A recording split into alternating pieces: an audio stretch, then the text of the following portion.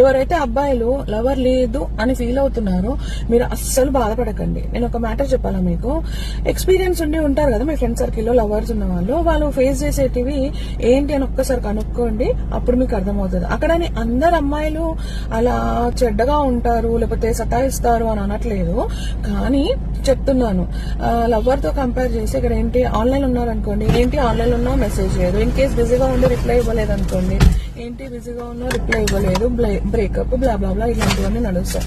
So కొందరు అయితే financial గా స్ట్రాంగ్ లేకపోతే అసలు లవర్సే ఉండరు. సో అలాంటప్పుడు ఉన్నది బెటరా లేనిది బెటరా, ఏది జరిగినా మన మంచిగా అనుకోవాలి. ఒక కరెక్ట్ ప్రాపర్ టైం వచ్చింది అనుకోండి, మంచి అమ్మాయిని చూసి పెళ్లి చేసుకోవచ్చు, ప్రాబ్లం ఏమి ఉండదు. సో అలా సింగిల్ లైఫ్ హ్యాపీగా లీడ్ చేయాలి, కానీ అనవసరంగా లేనప్పుడు లేదు ఉండి అంతా అడిక్ట్ అయిపోయి బ్రేకప్ చేస్తే బాగుంటుందా?